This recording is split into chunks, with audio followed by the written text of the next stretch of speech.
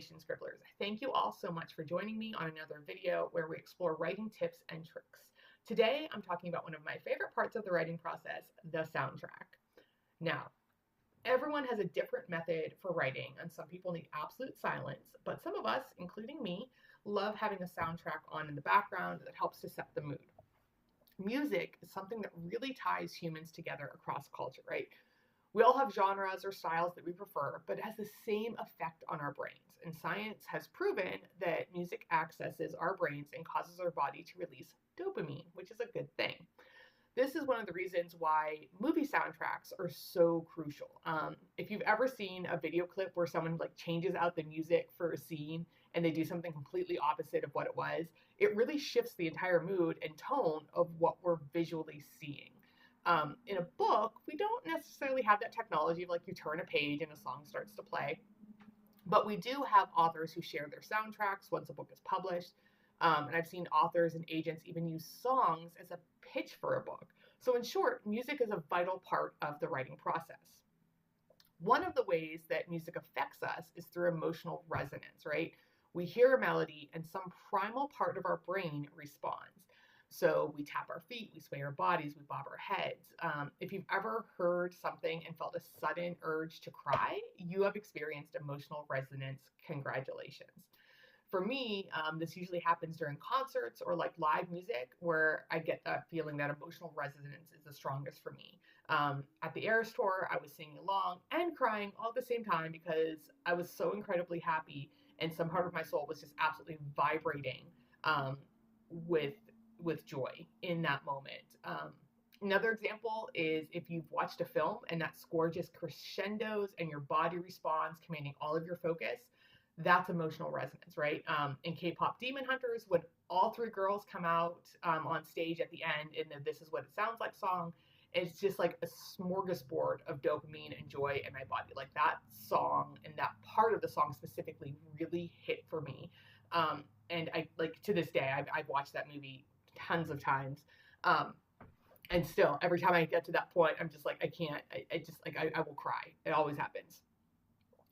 So how do we apply this to writing since, like we said before, the page doesn't produce audible music? One way is to curate a soundtrack that might remind us of our characters or the overall theme or mood of our work in progress as we write.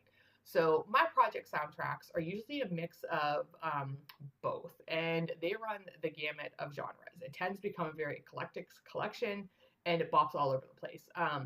I usually also end up having a particular artist that, if that artist existed in the fantasy world I created, my characters would be huge fans. They would go to every concert and they would know the words and sing along to every song, right? So in my current project, I have a character, Finian, who would have gone to every Panic at the Disco concert and every Mike Shinoda concert.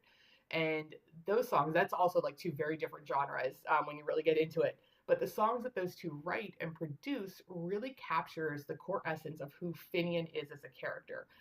And as soon as I hear those songs, my mind immediately goes to him. And I kind of love when I hear their songs outside of my playlist because then it's almost like Finian is reminding me that he exists and that I should probably go back to writing and get him out of whatever trouble I left him in because he is often in trouble. Another point of view character from that project is Kierdra. She has all instrumental music, so mostly dramatic piano by Jennifer Thomas. That would be her go-to. She would go to every Jennifer Thomas concert in the world. Rook, my third point of view character, doesn't have a particular artist yet, but she would listen to a lot of indie pop. That's really reminding her of how strong she is, especially if it's along the lines of like Taylor Swift's Folklore album. Like that would probably be her favorite album right now. In general, though, I listen to that soundtrack, like the soundtrack I curate for my work and progress while I'm driving, while I'm at the gym, while I'm getting ready for work, or walking Bellamy. And that kind of gives me that chance to focus in on different lyrics, and I start to make connections to my characters and better understand who they are.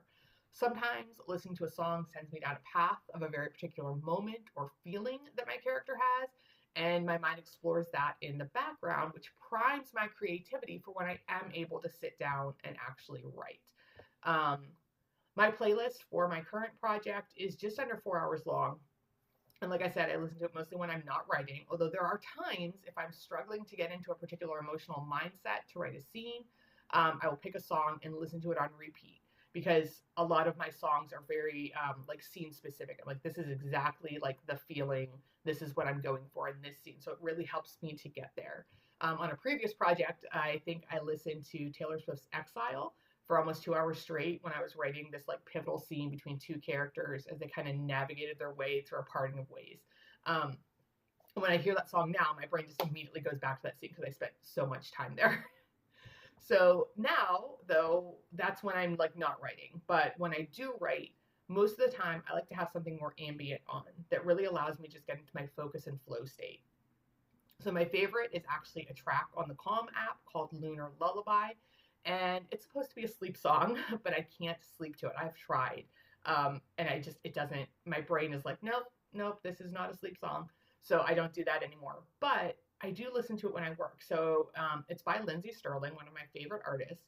And for whatever reason, my brain just locks into that song and gets focused. I get so much done. The track lasts about an hour. So when it's over, it's a reminder to me to get up, move around, and take a break. But that is what has really helped me. There are a lot of options out there for focus music, so definitely do some research. Check out what your options are on your music apps, or if you have the Calm app, see what they have on there for focus and flow, and try a few out and see what you can find that really allows you to get into that state.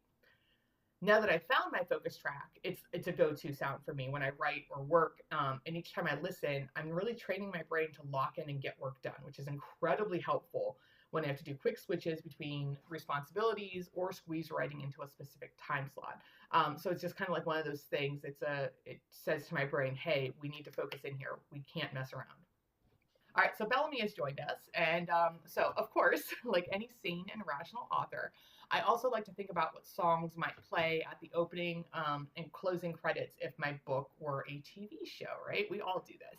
So for my current project, I think that my opening song is The Good, the Bad, and the Dirty by Panic at the Disco. And my closing song is Premonitions by Vault. These two songs for me just really hit the overall vibe of what I want that story to be. So tell me in the comments how you use music to enhance your writing. And if you have your opening and credit songs all picked out, I'd love to know what they are. I'm always looking for new music. And that is it for today. Thank you so much for tuning in, Scribblers. Don't forget to like and subscribe, and we'll see you next time. Happy writing.